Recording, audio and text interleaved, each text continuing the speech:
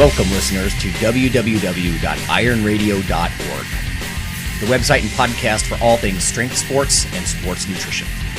With your hosts, Lonnie Lowery. Remember, Phil is like a gnarled old oak tree held together with scar tissue and bone spurs. Rob Fortney. And I'm telling you, the pain that I would suffer was beyond excruciating. And Phil Stevens. Do it, Rob. You'll kill all those nerves. Thanks for listening. Good morning, everybody. Go to strengthguild.com, strengthguild.com. Scroll down to the Iron Radio collections, and we've got new shirts and new banners for you to support the show. Everything from just a regular banner, regular shirt, to ones with sayings on them, like Lonnie's Phil is like a gnarled old oak tree shirt. And some news for you, we're going to have some contests for people who own these shirts and things. So if you support the show, we'll let you more on that later. So if you get in on these early, you can be one of the first people to win some prizes. So thank you very much. Go check out the site, strengthguild.com. Scroll down to Iron Radio Collections and support the show. Welcome, Iron Radio listeners. This is Lonnie Lowery. I'm a nutrition scientist and an exercise physiologist, and I'm a former competitive bodybuilder. And this is Phil Stevens, powerlifter, strength coach. I run Strength Guild, do Highland Games periodically. I got a new squat suit, so I got to try that out today. Ooh. It's going to be interesting. It's a triple ply? No, it's still single ply, but it's like today's technology. Oh. Yeah, my old one, well, talking to people, the one I bought a new one, and then it quickly got banned. So I had a suit that was now unapproved, which means they didn't pay the money to be approved. Okay. Oh, God. So I had to scramble before my last meet and borrow one. Oh, and it's geez. like a 15-year-old suit. Talking to people, I should have got like 25 pounds out of that, which is probably what it felt like I was getting out of that suit. This new one up to 200 pounds. Wow. Yeah, I put it on yesterday, and I like grabbed a doorknob and squatted down as far as I could, and my wife's watching. I'm like, am I close? Am I close? She's like, no, you're like 8 inches away from parallel. So, Eight. like, oh, my God, this hurts. So we'll see. We'll see today what it takes to get me down to parallel. But it's like stuffing 100 pounds of potatoes in a 50-pound sack. Right. So it'll be interesting. I feel like your nutsack trying to be jammed back in. Yeah, pretty much. It's just, everything's crushed. So. Well, there'll be big numbers coming from Phil, right? Yeah, we'll see. We'll see. Yeah. I mean, I squatted 725 raw, so we'll see what I can do in this. Oh, my God. Yeah. I've always thought, like, metaphorically, that equipped powerlifters, and I don't know anything about NASCAR, but it reminds me of, and you're interfacing with equipment to do your sport, right? It's not like raw. It's not just the same skills. I hear you guys talk about pitching the bar forward or back in the bench press, and or in the squat, how you have to almost fall backwards into it, like sit back into it, and all that kind of stuff. It's like a different sport, and you just got a new sports car, Phil. I did. Yeah, and it's getting used to it. Like even that other suit, it takes me weeks to get. The groove is just enough different that it takes weeks to get used to it. Mm-hmm. I can't just squat 700 raw, then throw it on, and I'm going 8. It just feels different. So I'm sure it's going to take me weeks, but I mean, luckily my meet isn't until mid-November, so I got time, and I'm flying out to Elite FTS later this month and going to get some work in with Dave. So awesome, cool. I figured, hey, if I'm going to do, if somebody knows something about equipped lifting, it's those guys. So I'm going to get a squat session in with them, and smart kind of knowledge I can gain. So. Right. I mean, one of my pieces of advice, I always thought if I ever did a graduation ceremony speech, it would be something about find a mentor, right? Because if you can find someone who's done this a lot, you can cut through years of frustration. If they just give you the tips and tricks that you need, If I can walk away with one gold nugget, it's totally So, So that's cool. Okay. This is Dr. Mike T. Nelson, Associate Professor at the Carrick Institute, creator of the Flex Diet Cert, and Jody and I are off to do a arm lifting grip competition today. So it'll be fun. Oh, very cool. Yeah. That is not one of my strengths, is grip. Sorry, it's just not. Wasn't one of mine when I started either, but you do something long enough, you get better. Imagine. Yeah, that's like the Phil's aphorism about, the best way to keep sucking at something is to keep not doing it. So that's me in grip for sure. All right. So first up in the news, we're going to be doing this every week this month. We are sunsetting this version of Iron Radio. Now, I don't want people to panic, and sunsetting that's sort of like an academic term when they get rid of an academic program or they merge something. There's just going to be a new version. There's going to be a different website. We're going to modify the YouTube channel a little bit like that. My direct involvement is going to be less because of my new job. There's no reason to really get into that too heavily, but you're still going to get your Iron Radio. We're not going to pod fade and all that kind of stuff. We probably will do a few things like on the new site, probably switch over to Patreon for donations. My son's telling me how, what a Luddite I am and how old school I am just using PayPal when presumably Patreon, it's almost a social media platform of itself. So we might be able to attract some new, donors and get the word out just about Iron Radio. And of course, Iron Radio is free. But if we move into a new format, it'll probably be a little bit more raw. We're talking about a little bit of video behind the scenes, all that kind of stuff. It will be cool. So look for that. The YouTube channel and our website, the YouTube channel will get tweaked. Right now, or historically, it's been under Dr. L, Nutrition Science Podcaster. The reason for that is because there were other like fan sites, Iron Radio sites over the years. They were usually small and faded quickly, but they, you put something online and it's always there. So we'll rename it as cleverly as we can. In fact, one of our mails today is specifically about somebody saying, thank goodness for that YouTube backup, because the iTunes, the RSS feed on iTunes didn't go up. And it is fixed now, by the way. Our show with Andrew Heffernan, that is now up. I did get a couple of emails about that. I apologize. I'm back and forth. I'm sort of partly moving residence here, and that's very, not upsetting, but upending. So I couldn't fix it until I got back to my house, but that is now fixed. So anybody who's hankering to learn about writing and editing for the Gen Pop, that's Andrew Heffernan. That is now up on iTunes, so that's fixed. Okay, what else?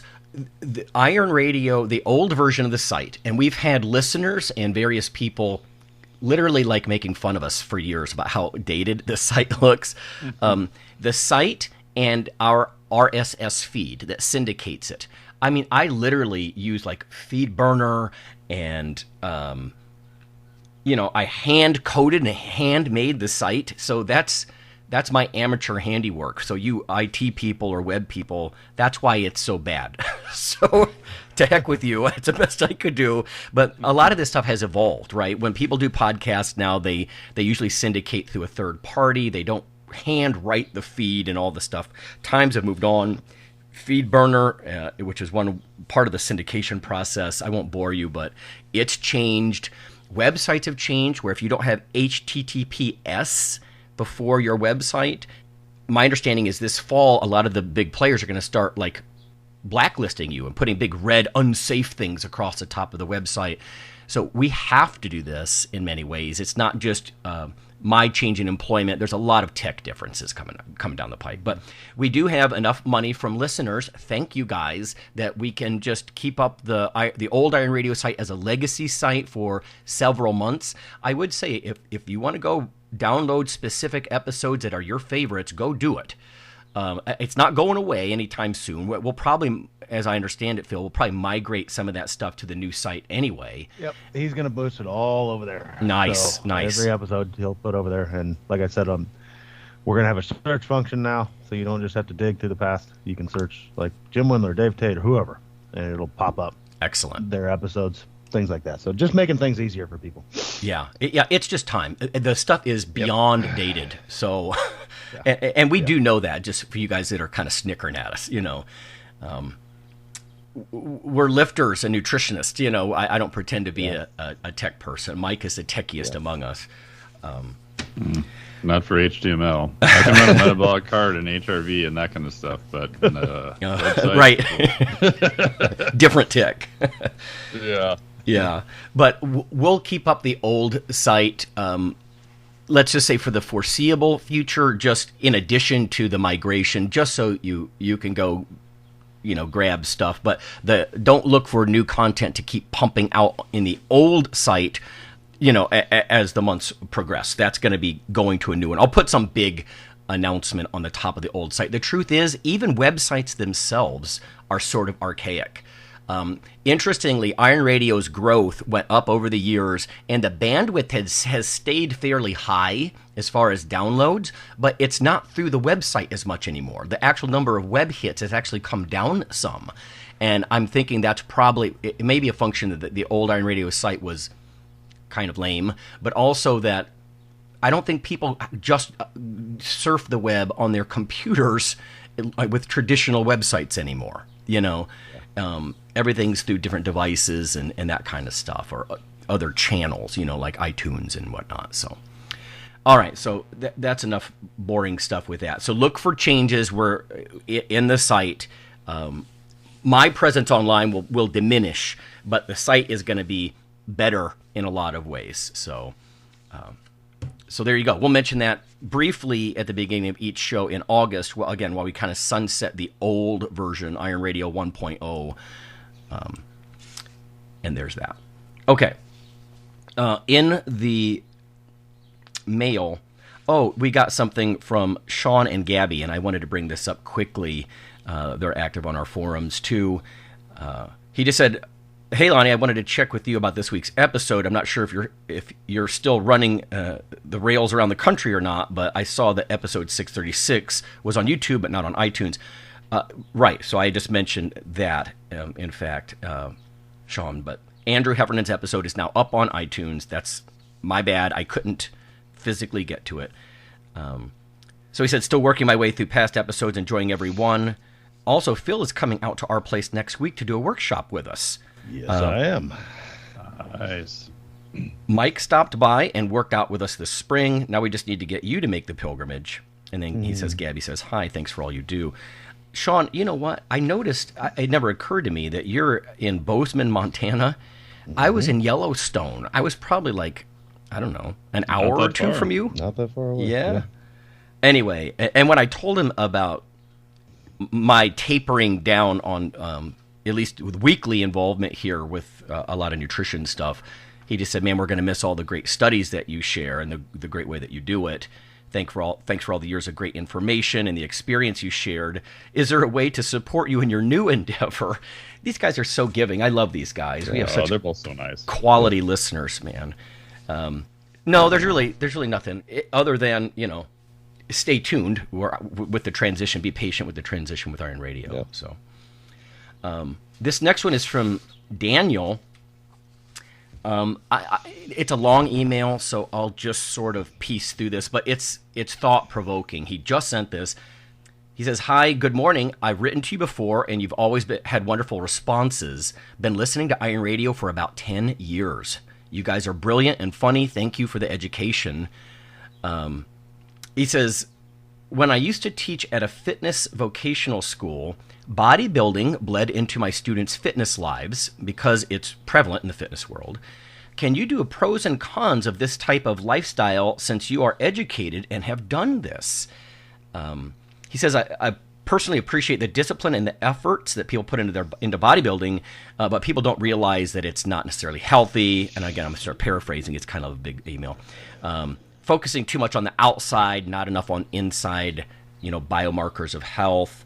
Is it the best way to actually train? I think essentially is what he's getting at, because again, it kind of bleeds into fitness classes and that kind of stuff. He talks about stuff like as I understand what he's getting at here, the absurdity of standing practically naked in front of people you don't know, and you're fake tanned, you're dehydrated, hungry, weak, agitated. You're judged very superficially against other people. So he says, to be honest, I'm a little biased because there's so many people in the world that need correct information. Basically, they need corrected, but it's overshadowed by this kind of bodybuilding stuff. But he just wants our perspective, and this is from Dan. Dan, I can tell you, I think we all agree, and I have felt this very personally, but the whole fake tan, dehydrated, hungry, weak, agitated, yes, it's very temporary. I told the story once in years past, that there was a guy, and I liked him quite a bit. He was a middleweight competitor, and he was in some of the same shows that I was doing around the Midwest. He would paint himself up and get himself just the right color, and then he would go lay down and, of course, ruin the hotel sheets because of the fake tan, right? And not move, and just kind of, he'd weigh in, he'd check in, and he was so afraid to kind of smudge his very, theatrical appearance that he would just go lay on a bed and motionlessly just not move for hours and hours until the prejudging, and then before the evening show.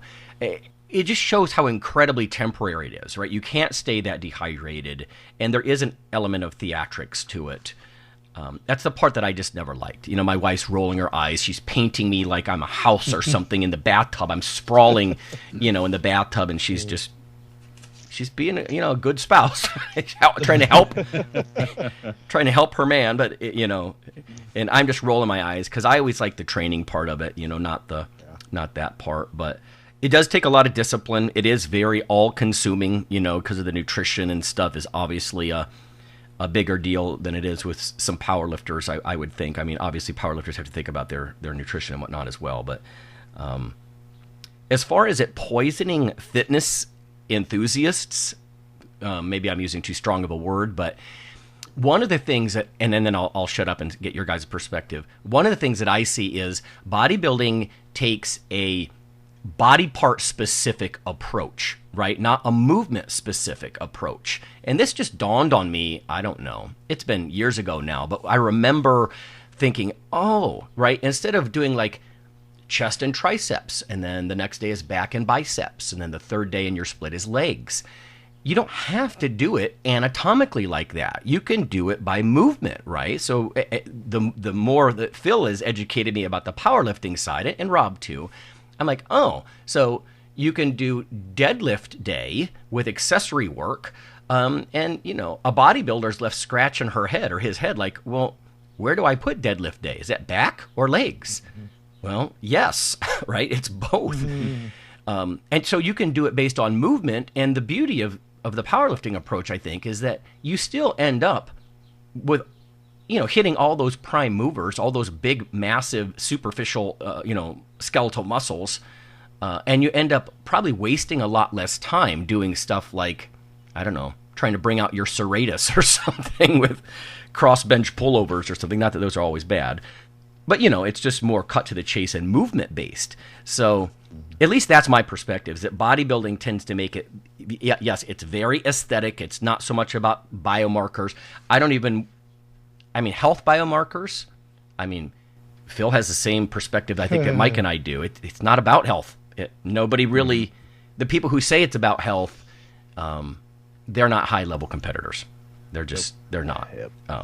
But Phil, what do you think about like how bodybuilding affects fitness? Today? Yeah, like fitness classes. Bodybuilding, I don't think it affects, like, the last time I had somebody walk in and like even mention bodybuilding, it's not a big sport anymore. Mm-hmm. So mm-hmm. Even comparatively to powerlifting, from what I see, powerlifting's kind of on an upswing compared to where bodybuilding is now. It's just a small niche sport. It always will be. Powerlifting will too, but scroll social media, you don't see a lot of posts about bodybuilding, whereas you see all these different sports. Like powerlifting took a huge upswing in the last 5 years. So, mm-hmm. I don't think it's negatively affecting anything. I think it's just kind of there, and the niche is the niche. There's still people doing it, but I don't see it like negatively or positively impacting people on a grand scale at all. Mm-hmm. The people that are into it are into it. I don't see it. I can't say anything negative about it. Right. If it's getting people in there, freaking great.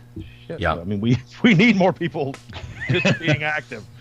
Even if it's badminton, I don't care. Get up and do something. Right. Especially any muscle sport, resistance sports. Just, in today's day and age, yeah. Mm-hmm. Get out and be active however you can.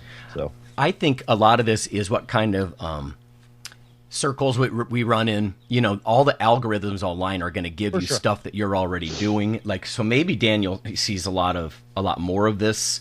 It's not like I see a lot of bodybuilding either. I agree with you, Phil. I think even though when you talk to contest promoters like we have over the years, they insist that there are big shows with, you got lineups of 20 people in a class. And, but at the same time, I think bodybuilding has almost, in many ways, this is my bias, but has dissolved into mainstream fitness. Like you'll hear people like joking, say, bro's not skipping leg day. You know what I mean? These are the sorts of things that bodybuilding has permanently influenced Americana, I think.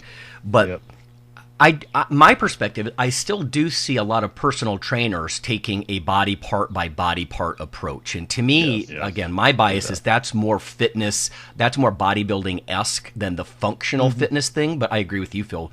The functional side, the movement by movement thing is huge. And I admit it's become very popular being an athlete. It is. And in many ways, it's more efficient, right? Because you're still getting huge quads, huge back, huge chest. You can add in accessory work and do extra direct arm work if you want. I mean, I'm sure you guys do that. It might not be sort of, concentration curls and that, and that's all you do during the day or something like that. But it's actually very efficient. Yeah, and I'd say even in a big population that it's changed in is females. Women over the last half a decade have come to this realization that I can be strong. It's not just about looking toned and pretty. Like, I can't tell you, like, almost every female person I get to come in, I just want to be freaking strong. And it's empowering to them, and that's what I've seen change a lot. There's not as much primping and preening. They're like, I want to get in and throw some chalk dust and scream and yell and be badass too. And, right. And it's what's happening, So. No, it's a good point. Things are more functional. Things are more they're more gender equitable kind of thing for sure. Mike, what about you? Any thoughts about the way that fitness is approached with a lot of people? How has bodybuilding affected it negatively or positively? Yeah, I mean, I agree with Phil. If you're running a smaller gym that's known for strength athletes, you're probably going to get more of those people looking into it. And I agree that there's been a lot more females going into that, which my bias is I would credit probably CrossFit for that. I think that was the first main exposure where they're like, oh, wow, look at them doing this. That's amazing. I wonder if I can do that. And then, oh, there's a gym in my town already. Oh, cool. Which is crazy and super nice to see. I don't know if I see a lot of bodybuilding as a sport as much, but again, I'm still more on the periphery on that too, but I'm also a hermit and don't look for a lot of stuff online, so I don't trust anything that that I happen to see online is like the main thing that other people are looking at. I do agree that the whole body part specific training has always kind of baffled me a little bit. I get it if you're, high level competitor or you're trying to, make those small improvements. Okay, that makes sense, right? Put more stress on the area you want to improve. Like, I get it. But then you go to the gym and you see, as Phil's termed, like the 6'3", 140-pound eel-shaped rake who's doing concentration curls for a half hour. You're like, I don't know about that. Right. Even some of the physique competitors I have, and most of it I'm just thinking, hey, how can we get the most load on the tissue and still have them recover and accumulate the most amount of volume over the course of a week? It's like Monday, Wednesday, Friday is kind of a more hybrid approach, some squats, some machines, some rows, some bench. It doesn't look on its face value all that different from some powerlifting training. Granted, they're not doing a lot of, singles and doubles and triples and stuff. And then we may just drop in a specialization day, so if you need to bring up your arms, which you could argue for almost any physique competitor, then we'll have an arm specialization day. So we'll add some more things on top of that. And I just found that people get just a lot better results from that. I mean, you're just getting so much more mechanical tension on the specific tissue.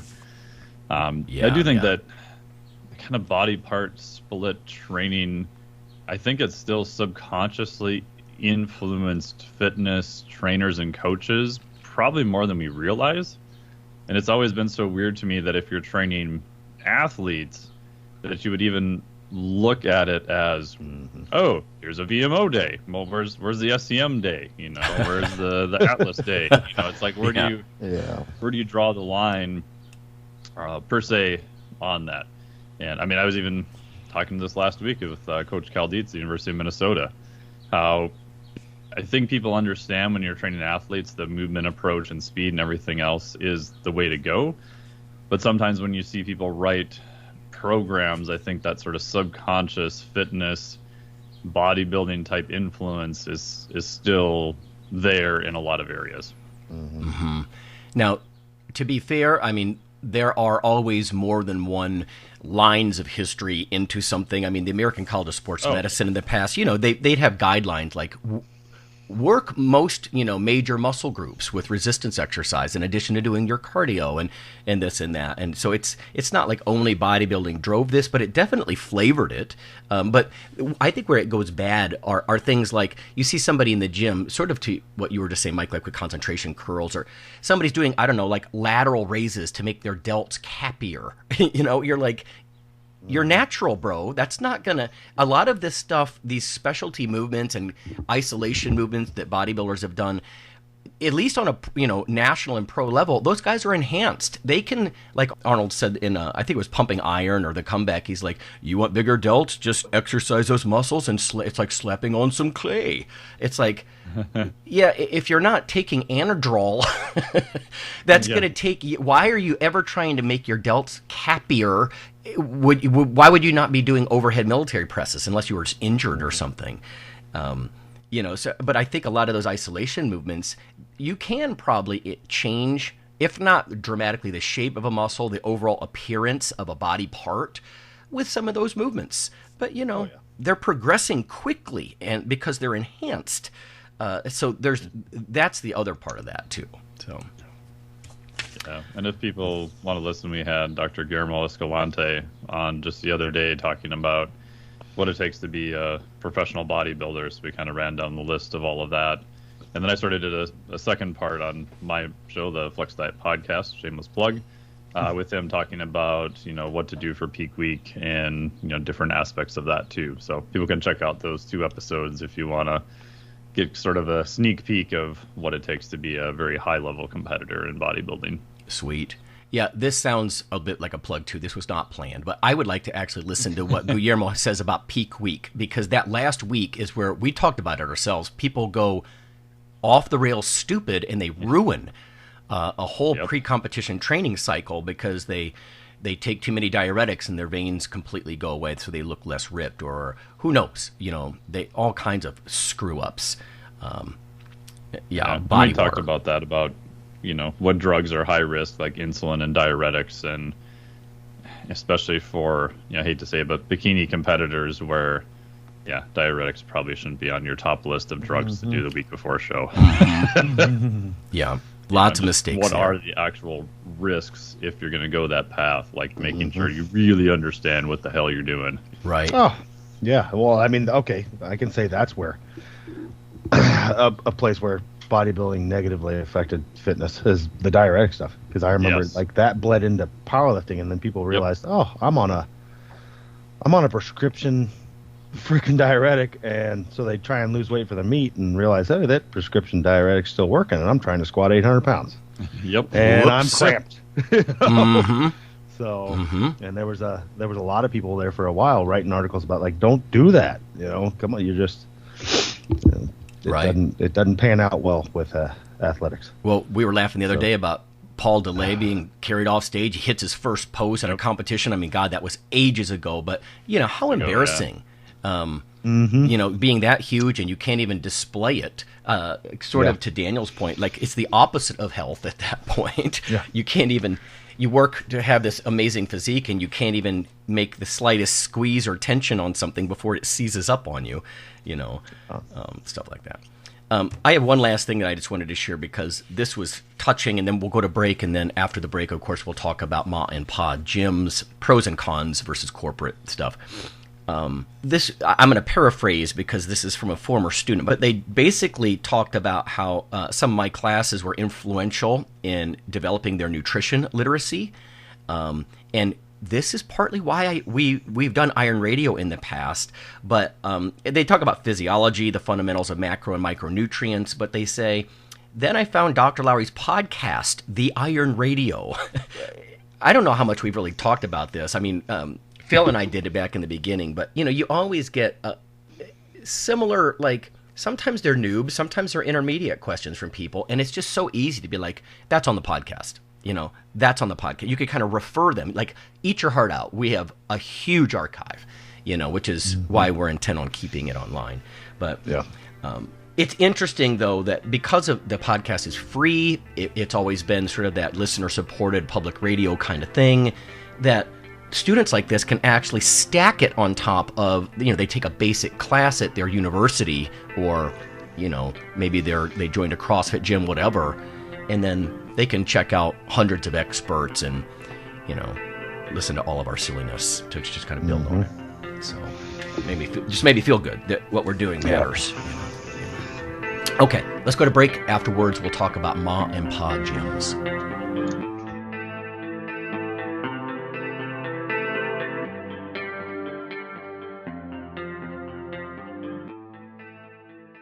Hello there, ladies and gentlemen. Yeah, you know who this is.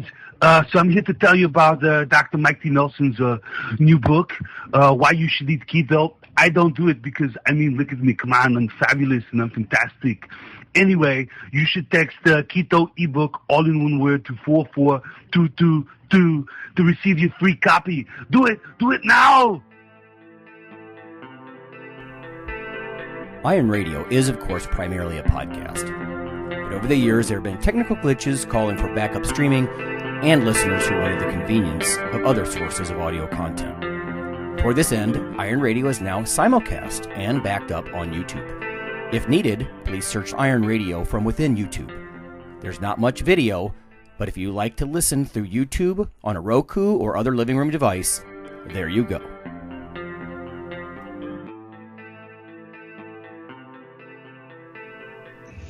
All right, folks, we're back, sort of in the final days of version 1 of Iron Radio here. We are going to talk about Ma and Pa gyms and some of the pros and cons. Long ago, we did talk about 80s gyms, and those are the gyms that really had that kind of flavor. Like I have trained for many years at Bodybuilders Gym in Akron, Ohio. It's actually one of the top 10 hardcore gyms in the nation. There's some stuff on the walls about that. Most of that's lingering from days of Muscle magazines, but that alone shows you that it's old school, right? Because magazines barely exist anymore. But what we're focusing on here is what are some of the advantages and disadvantages in a small format. Before we hit the record button, we were talking about, I believe it was Brian Moss. He was on years ago, and he was saying that, small gyms are going the way of the dodo. And we were just having some discussion back and forth on whether that's true everywhere. But, Phil, what do you think? Obviously, you have a Ma and Pa gym, so you're going to have a certain bias. You're not some cute, you don't have a chain. Strength Guild isn't a soulless chain like a sports bar. Yeah. So what are your thoughts about some of the pros and cons of the Ma and Pa versus the big chains? There's definitely, especially since the chains have changed with the times. Okay. So they are trying to attract and doing a good job of it, the more athletic culture, because that's what we've turned into. Like the athletic culture has definitely risen. It's less about how you look and more about what you can do as well. I'm not saying even powerlifters want to look good. Deep down, they're all lying to you if you don't. They do things to look jacked. Yes. Yes. I don't know a powerlifter that doesn't want to dude, you're fucking huge. Thanks, bro. They're going for that too. But the mom and pop gyms aren't going to die. So I have people that will, hey, I'm going to take a break and try this place out for a little while. What they come back for is, like we talked about before the show started, the team. And you're not going to have that at the like the mom and pop place does not care about you, and the specialized equipment. The general mom and pop gym does not have good bars. They're not spending $500-600 on a deadlift bar, things like that. So, and like my people are around. Some of them around for the place. More than not, though, it's for the atmosphere.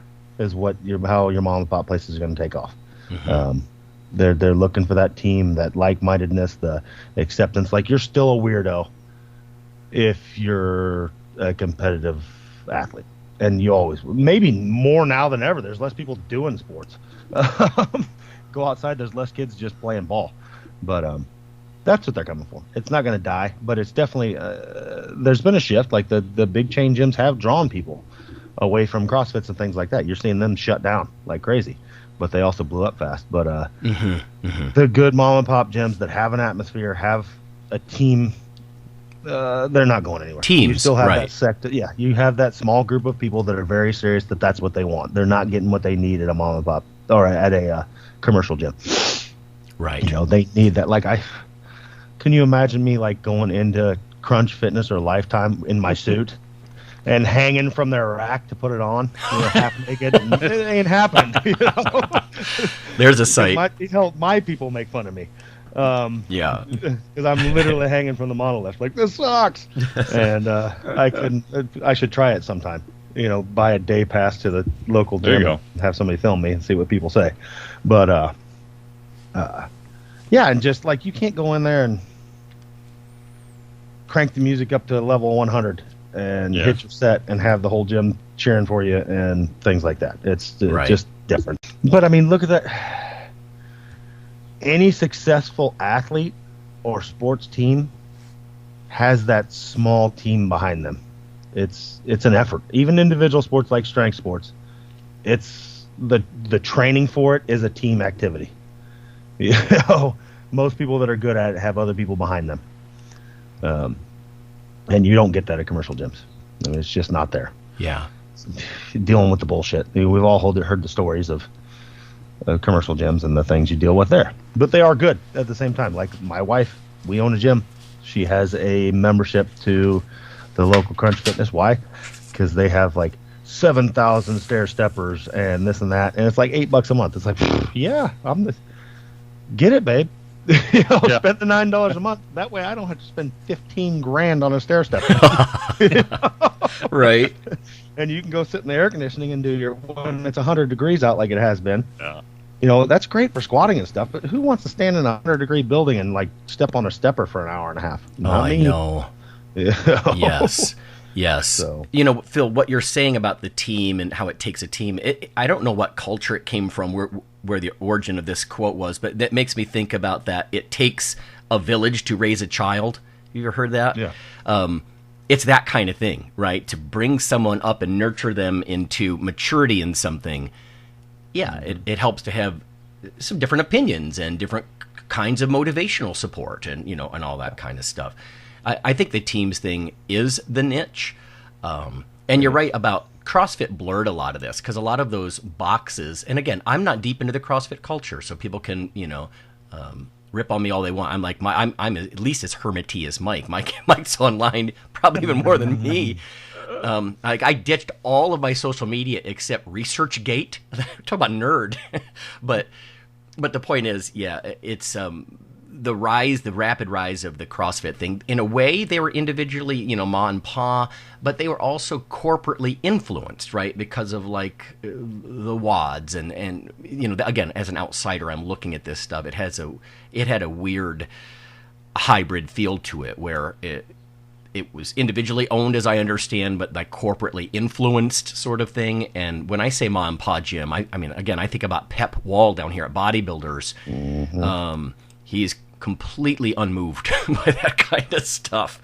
You walk into the gym and he's not afraid. In fact, what he has blasting at 11 is it's profane. They couldn't even play it in bigger places, and if people go in there, and it's a cool sort of urban environment. There's white guys and black guys, and there's a handful of girls in there. If they're hardcore, they can come on in. Historically, there haven't been many actually women at Bodybuilders, but the point being is it's just he's unmoved. He's unmoving. Yeah. This is the same model he's always had. He plays rocking heavy metal music, the kind of stuff that you guys would listen to. So if somebody were to say, well, how about some, I don't know, I like classical, it's motivating, or rap, or he'd be like, nope, Yeah. No. that's not on the playlist. So there are certain things you just accept by going in there. Yep. But that's what makes it. It's what gives it flavor.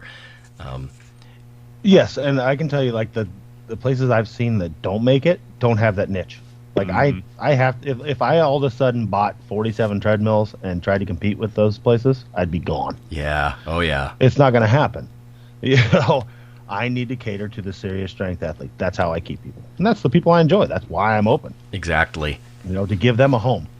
And I very much understand that it's a niche. And I don't want, and luckily from the start, I don't want 100 members. Don't want it. Yep. Exactly. I'd rather have 40 dedicated ones. Well, even the podcast. I mean, that's how we have a small number of hardcore people, and we're not advertising and pushing for lots of Gen Pop people. I frankly don't want them. Don't want them. Exactly. Yeah, I just don't. Like, I had a lady walk in this week. Just randomly walked in. I heard this is a gym. I was like, yep. Where's all your cardio equipment? Wrong place. Yep, wrong place. See you later. Yep. Maybe make a referral or something. That's okay. And Right. it's okay. I was like, Right, you need okay. to go down the street. Yep. That's not what we're about.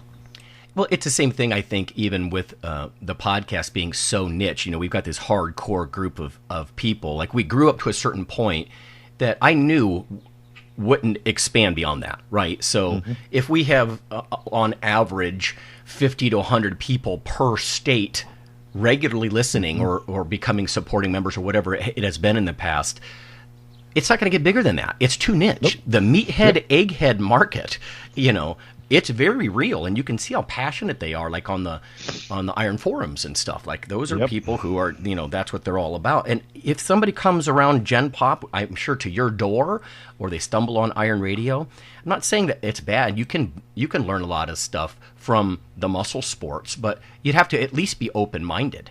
And and if your only goal is to get on an elliptical for an hour and a half 3 times a week, I don't think we have a lot to offer you, really. No, and that's like, even I'll just flat out tell them, you don't want to waste your money here. Because I'm not going to watch you walk on a treadmill. My job's to be your coach. And sorry, babe, I'm not. Go spend $8. You're wasting your money. Because I am not going to cheer you on while you walk to nowhere. Well, and that's, Phil, because that's what irks me about a lot of personal trainers, and in my experience, just kind of outside looking at ads, like the Peloton people and these exercise bikes, that's kind of, it seems to be, that's what it is. Like, whoop, come on, you can do it. It's like, I'm not a cheerleader. I'm here to, build programs and make you big and strong, not to cheer you on with pom-poms, and that's what it feels like some of that remote stuff is. So there's the segue, Mike, because you do remote largely. How do you stay out of just that, whoop, lightweight, come on, and just, trying to, like, be there on a laptop screen while someone is lifting in their basement, Yeah, it's been interesting with the COVID stuff to see people do kind of live streaming of fitness. I don't know how long that's going to last. To me, that just seems like a horrible idea. And I'll do videos and stuff with clients, and I mean, I'll tell clients outright that, I'm gonna try to support you, and obviously I'm gonna be here for accountability, and you've got to check in every week, and you've got to log your stuff, and we're gonna check to make sure you get it done 100%. But I am a horrible cheerleader. If you expect me to, extrinsically motivate you somehow, it's just not gonna work. Nope. We had some clients that came over. It was like 6 weeks ago now. So 3 of them flew in from California and Texas. So they came here all weekend. We did a bunch of testing and learning, and it was super fun, awesome time. And one of them asked about training and sort of, how often do you give feedback? And I said to her, I'm like, if I was training you, I would give you feedback probably about every 3rd or 4th day. And she just looked horrified. She's like, what?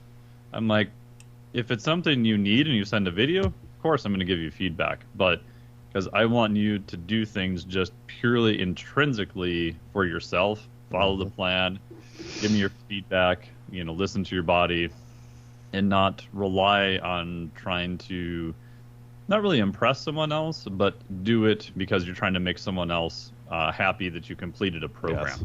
Yeah. Right. So it has to be 100% internal, because once you're done, that's the only thing you're really going to be, left with. And what's great is all the current clients I have all know that. Right. So it's yeah, we're tracking your stuff. We're looking at your HRV. We're doing all this stuff. But I'm not going to be texting you in the morning to be like, make sure you get to the gym today. You either made it or you didn't. I know life comes up and things happen. Totally understand. And all of them are very, already motivated, right? They have, bigger goals, things that they're already working on. So I don't really have to worry about that per se, which is kind of nice. But yeah, and even with gym stuff, I'm waiting for the image of the personal trainer standing next to someone with a clipboard, counting reps and cheering for them just to die and go away. Because I still think in the general population that is what the perception a lot of times of a trainer is. Yeah. And is that part of the job at some point? Yeah, I get it. But it's so much more than that. Oh, and God. I think to be a trainer, especially now in the future, you're going to have maybe some in-person stuff. You're going to have to be able to switch to be 100% online. If something happens with your gym, you get shut down for reasons that are 100% out of your control. And it's going to be more of a lifestyle thing, right? You're going to have conversations with clients about, like we've done with high-end athletes forever. What's your nutrition? What's your sleep? What's your stress? Hey, I saw yesterday didn't go so well. What happened? Yep. Treating them as an actual, human organism instead of just, oh, looks like you didn't make it to the gym. Okay. You got 11 reps. Good job. My advanced technique is to count backwards so you get all your reps done. It's oh, come on. Yeah. In my opinion, I couldn't agree more. That sort of Jillian Michaels militant motivator thing, I think it devaluates, legitimate fitness professionals. I mean, listeners, I mean, if you were to just run down sort of almost the academic approach of this, I mean, what do real coaches do, or exercise physiologists? There's screening, can you participate safely? There's assessments, programming, right? And that's where a lot of the art and science comes into it, the goal setting and tweaking mesocycles and all that. Monitoring, like Mike does with HRV, and realizing what kinds of monitoring techniques are valid and which ones are just crap, or commercial or gimmicks. Like I said, maybe biological time frames, like how fast should I get strong, or how long does it take to recover when I'm sore? You have to be educated in these things. So from assessments to programming to monitoring, all this stuff, it's so much more than what I call pom-poms, personal trainers. And like I said, at least the ads I'm seeing for some of these online bikes and whatnot, it's just someone on the screen. It's good. There's a sense of community, I guess. But they're just back to that, come on, you can do it kind of thing. At least that's the way they're advertising it. And then weirdly, they get off the bike and they grab little dumbbells and they start lifting. I'm like, that's got nothing to do with the bike. It's got nothing to do with the bike. That's totally my bias, of course. I mean, I like barbells. I don't know dumbbells. It just seems funny that you would go buy a very expensive bike and then get like $100 a month membership just to plug into the screen and have someone either insult you or otherwise motivate you, encourage you, whatever. Because like you said, Mike, ultimately it's intrinsic motivation that's going to keep you doing this. And in order to build interest and motivation, people need to see some results. They want to get strong over the next couple of weeks, and they can, but they need someone who knows what they're talking about to tell them how long it's going to take, because if you just watch the media, it's like what you said, Phil, the Gen Pop, when we were little, it seemed to be that there were more average people. It was more of a bell curve. You had few Olympians, you had very few obese people at the either end of the bell curve. But now it's like bimodal. People seem to be hyper fit, obsessive, or train wreck metabolic, diabesity. and it's almost a shame, because then how do those people even begin? And that's your message about strength and women. It also applies to people, I think, they're just naturally not ripped. I mean, if they come to Mike and they're like, I feel fat, I'm too heavy. Well, strength is something that you can pursue until the body comp catches up. But if you just start trying to attack body fat with whoop, come on, more cardio, it's going to disappoint the hell out of them. They're not going to build the intrinsic motivation, I wouldn't think. No. And I think Peloton can serve as a bridge for people who are not going to hire a trainer or a coach and are trying to cross that threshold of, was it a year and a half, 2 years to be a lifelong exerciser, right? And if, their goal is more cardiovascular and that's something they can do, and they have instruction and they kind of brings them through that bridge, I think it's great. But I agree with your point that if you think that that's what you're going to do the rest of your life, that makes me a little bit more nervous.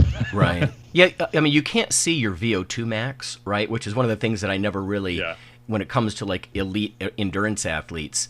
Now, eventually they get lean, but that doesn't happen for months, and you can feel yourself get stronger. That's why I'm biased towards strength sports. But yeah, I mean, I'm trying to be fair. There's a sense of community with the Peloton thing. At least if you don't have people around you, if you got the money, you can have someone on a screen. It's better than nobody at all if you just need that sort of sense of community or support, I suppose. But I don't know. Yeah. My other comment about, I do like some, like Phil saying, like smaller gyms, I think is all about culture and what is kind of your niche. And if you don't have either one of those pretty strong, I just don't think you're going to survive. Yep. Right. And I've just seen so many gyms lose track of that and try to compete with the bigger box gym, and it just does not end well. No, it doesn't. No. And even just simple business things to think about. There was a gym here in the cities that opened. Beautiful place. I did a strongman comp there years ago. Every time I went there to train, there was like no one in the place. And it was massively huge, brand new Rogue equipment. It was great to train there. They had good music. The staff was great. But I'm thinking, how the hell did they stay in business? Pay the rent. Because the rent must have been exorbitant per month. And every time I went there was kind of a different promotion of trying to attract this crowd and that crowd. And they had all this stuff to do more like kind of hardcore sports. They had all the strongman equipment. They had grip stuff. They had CrossFit stuff. But they didn't really want to market to that crowd. It seemed like they wanted to market to more the general population who would walk in, and it's a beautiful facility. But like Phil said, they're like, where's your treadmills? Like, where's the cardio stuff? Yeah. And unfortunately, they went out of business. Yeah.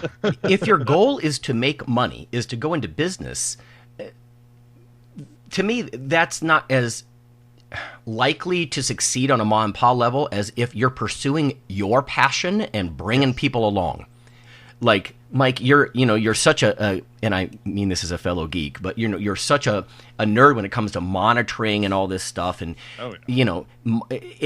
that's cool in a niche of its own. A generalized, somebody takes a personal training course on a weekend and decides to open a business. They're not going to have the passion for science that you have, or Phil, with he's out there squatting 750 himself.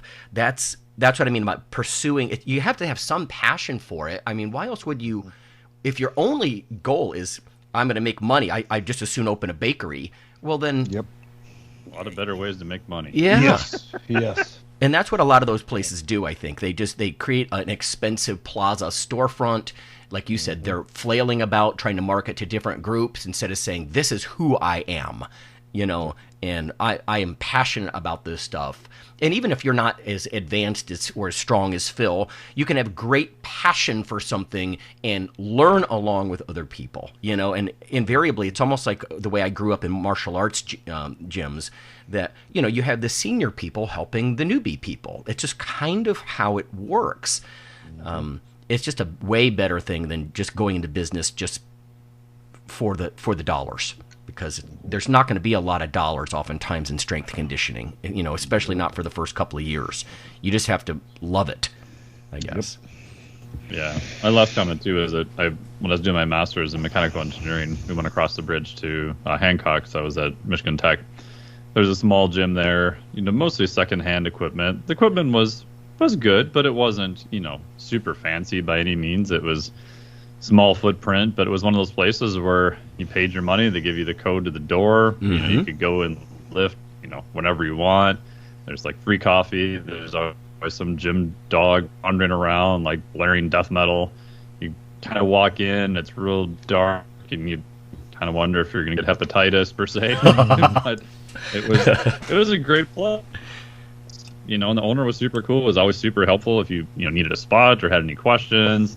But to me, like, that's something that's doable, and you could tell that the owner, it was just his passion, and he loved it. The good part was he didn't open a 15,000 square foot facility and go into debt up past his eyeballs. He kind of, I think, knew what he could do and what he wanted. And yeah, it was a super, super fun place to train. Yeah, if you know what you're doing and you have a lot of passion, Phil started in his garage. So, yeah. There you go. All right. Good discussion. All right, guys.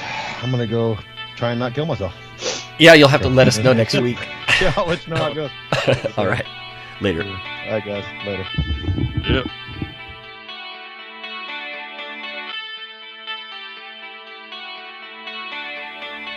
Iron Radio is accepting donations.